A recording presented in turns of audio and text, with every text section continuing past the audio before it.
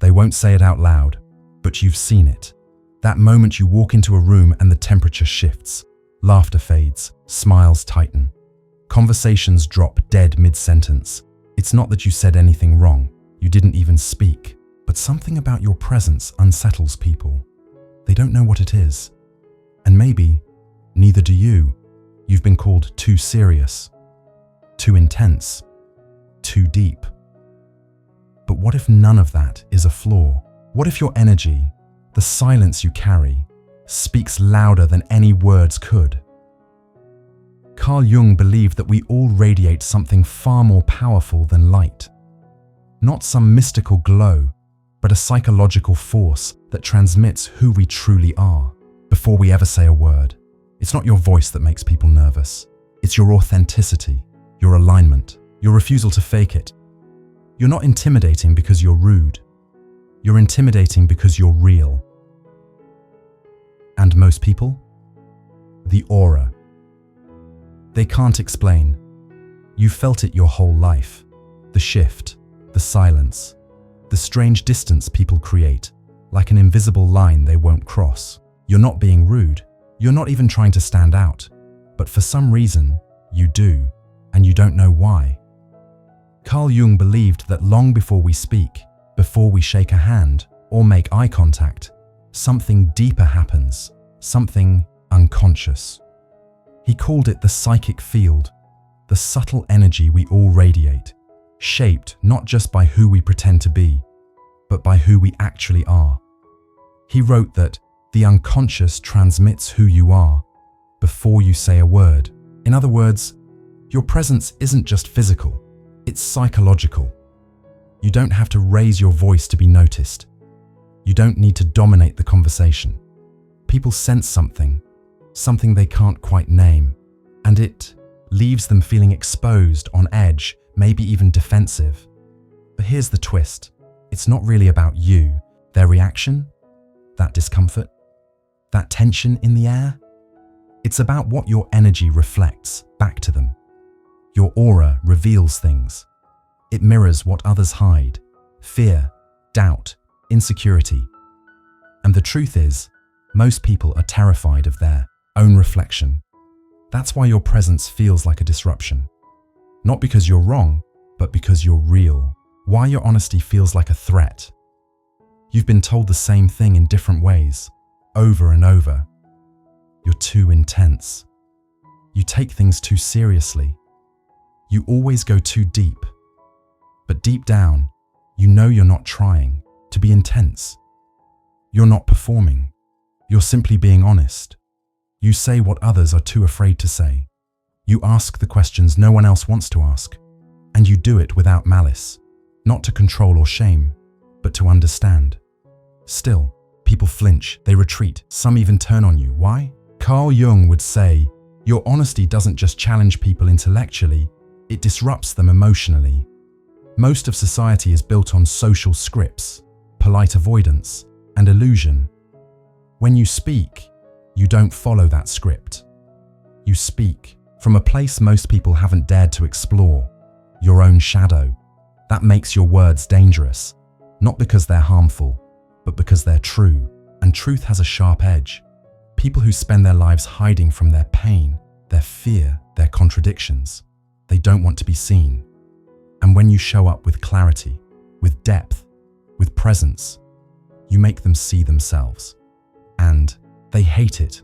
Your intensity is not aggression, it's emotional honesty. And very few people are equipped to hold that without feeling exposed. You're not too much. You're just living in a world that's gotten too comfortable being fake. The social cost of depth. There's a moment you dread at every gathering. The moment when the conversation turns to weather, celebrity gossip, or what someone ate for dinner last night. You nod, you smile, you try to play along. But inside, something resists. Something in you starts to shut down. It's not that you think you're better than anyone, it's that you're starving for something real, and small talk feels like eating cardboard. Carl Jung believed that people with a strong connection to their unconscious, to their deeper selves, can't tolerate surface-level interaction for long. Because small talk isn't just boring. It's inauthentic. It's a mask we all wear to avoid intimacy, to avoid risk, to avoid truth. But your energy doesn't lie. Even in silence, your aura says, let's talk about something that matters. And that's where the friction begins. You may not say a word, but others feel it. The quiet tension your presence brings. Your vibe disrupts the social illusion. People sense that you're not here to play along. You're here to connect.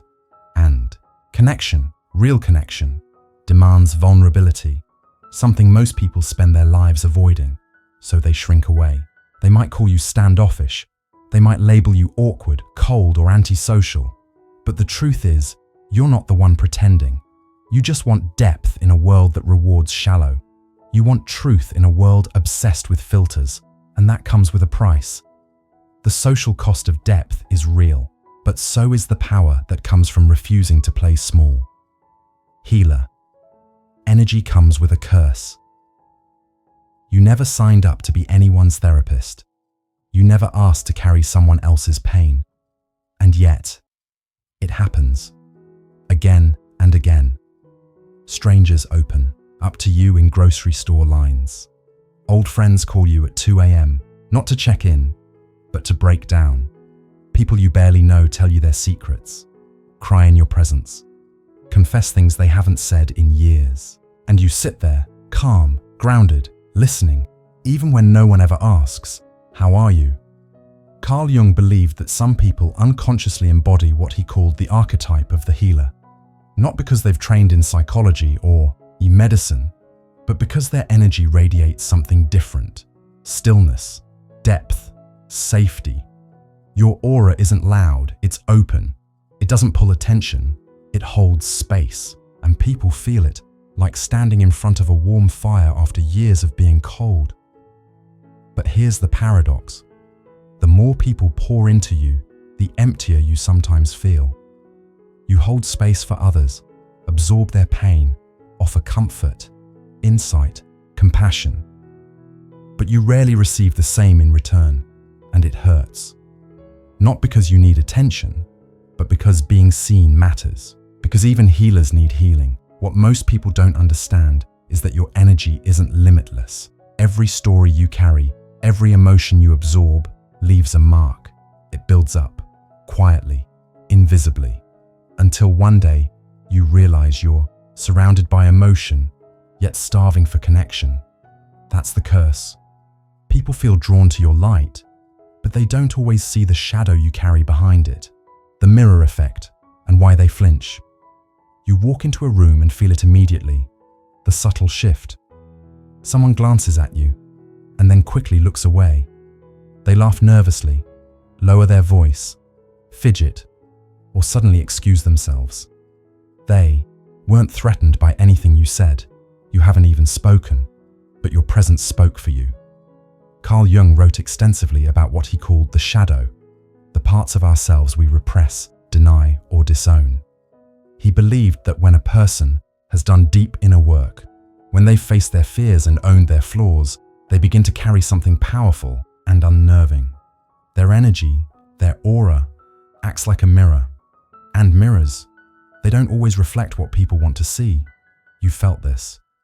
The way people sometimes treat you like a threat, even when you're soft-spoken.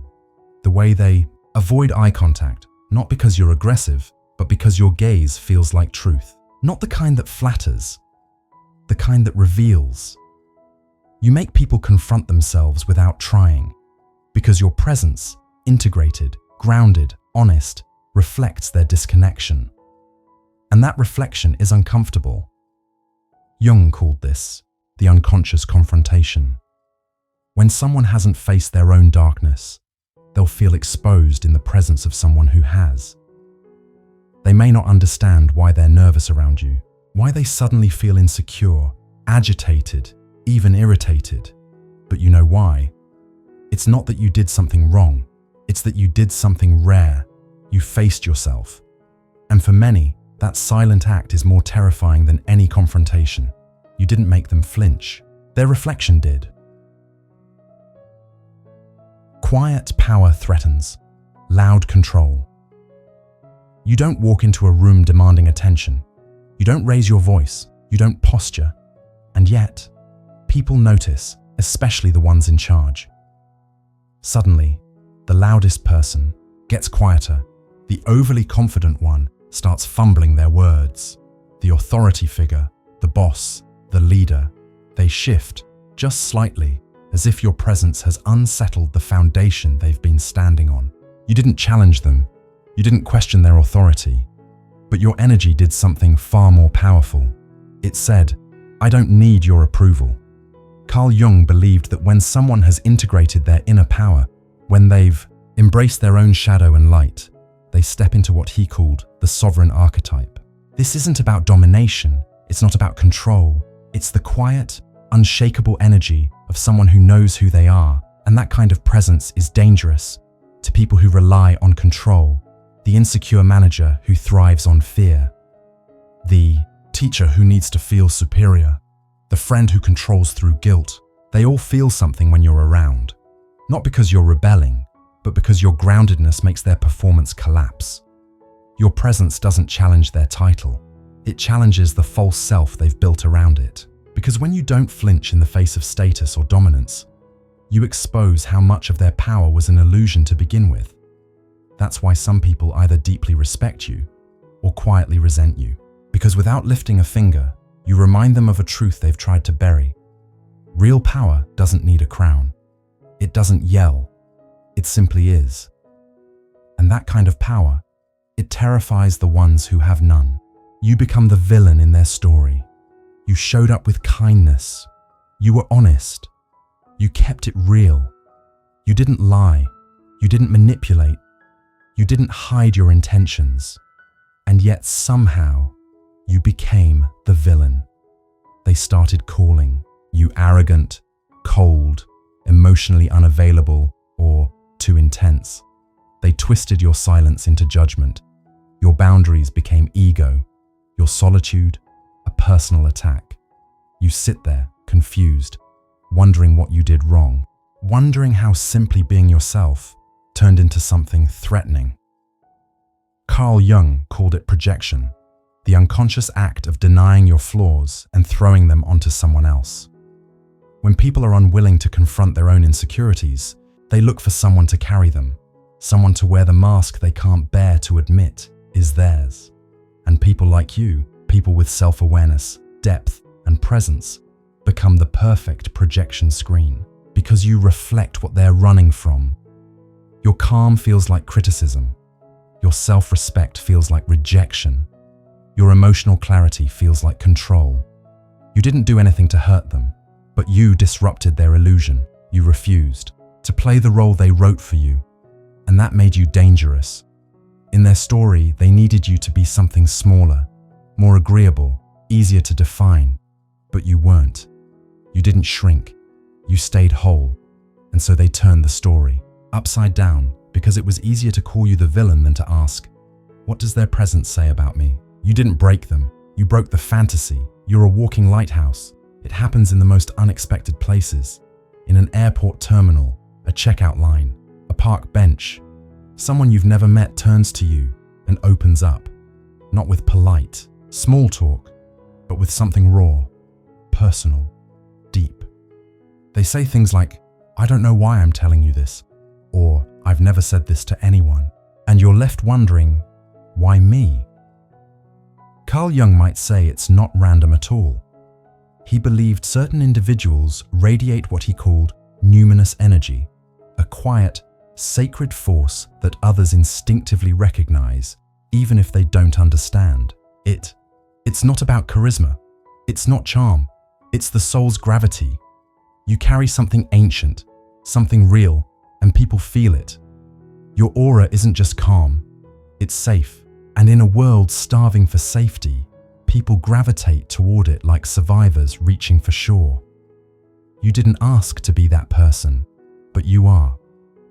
And while this can feel beautiful, it can also be overwhelming, because what they're drawn to isn't your personality. It's your presence, your light.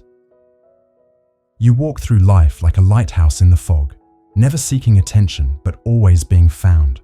And those who are lost, the seekers, the broken, the ones who are barely holding on, they see your glow and come closer. Not because you promise them anything, but because for one brief moment they feel seen. That is the gift. And also the weight, because while your light may guide others, no one ever stops to ask who guides you. You can't unfeel a room. You step into a room and you know.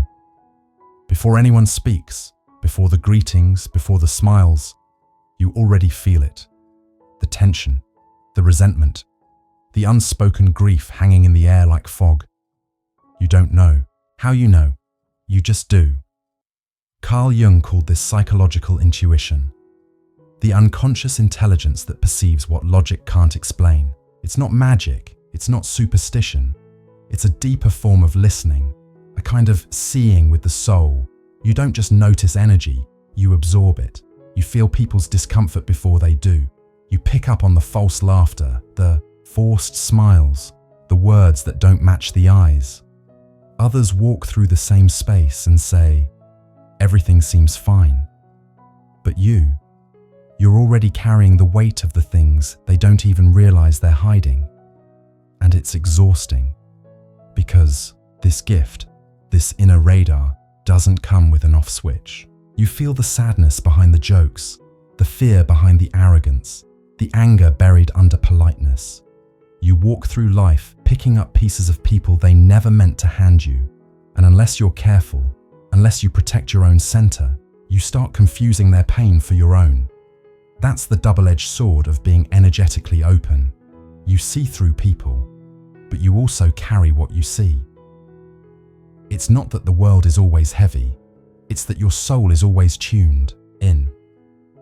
And in a society that praises numbness, your sensitivity makes you feel like an outsider. But that sensitivity, it's not a weakness. It's the silent evidence of just how awake you truly are. The isolation of inner work. There's a kind of loneliness that's hard to explain. It's not about lacking company. It's about feeling unseen, even in a crowd. It's the loneliness that follows you after truth, after shadow work, after the masks come off and you realize how few people are willing to do the same. Carl Jung called it the path of individuation, the lifelong process of becoming your truest self by integrating all parts of you, the light, the shadow, the forgotten, the feared. It's not glamorous. It's not Instagrammable. It's uncomfortable, raw, and deeply disorienting. Because as you awaken to who you really are, you start to see who everyone else is pretending to be, and that changes everything. The conversations that once felt fun now feel fake. The relationships built on convenience begin to crack. The spaces you once fit into now feel suffocating. And suddenly, you're walking a quieter path, not because you chose solitude, but because authenticity left you no other choice. People don't talk about this part. They talk about self-love and healing, but they don't tell you that real inner work might cost you your social circle. They don't mention that becoming whole can make you feel separate. But Jung knew. He knew that individuation wasn't about being accepted. It was about being real. And the more real you become, the more resistance you face. Not because you've done something wrong, but because your growth shines a light on other people's stagnation. You are not alone in this silence. You are simply ahead, walking a path most refuse to begin. And while that path may be narrow, it's also sacred, because at the end of it, you don't just find yourself. You become someone who can't be lost. You are rare, not broken. Let's make something clear. You are not broken. You are not too much. You are not the problem. You are rare. And rare has never been easy to understand. You were never meant to fit in. You were meant to awaken, to disturb the illusion, to shine light into rooms that have been dark for years, even if people cover their eyes when you walk in. Carl Jung once wrote, "The privilege of a lifetime is to become who you truly are." But he also knew that privilege comes at a cost, because Because becoming who you truly are means peeling back everything false, not just in yourself, but in the world around you. It means standing in silence when others hide behind noise. It means being honest when others can't even be honest with themselves. It means walking through life as a mirror, reflecting people back to their most hidden truths. And that reflection, it makes some people flinch. It makes others run. But don't. You dare shrink. You are not here to be palatable. You are here to be powerful. You are here to carry the kind of energy that doesn't ask permission, because it remembers who it is. You were never meant to make everyone comfortable.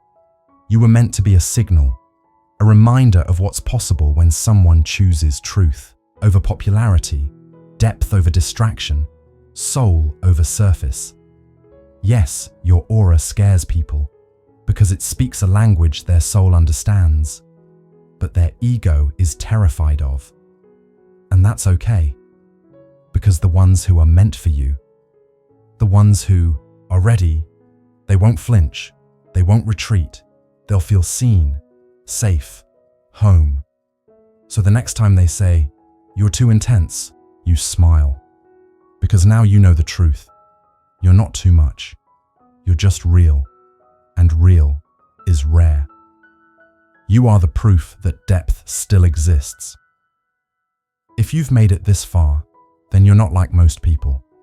Most clicked away when it got uncomfortable. Most looked for something easier, lighter, more distracting. But you stayed. And that means something.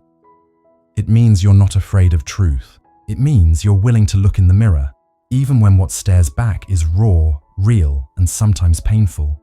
It means your soul is awake, or at least waking up.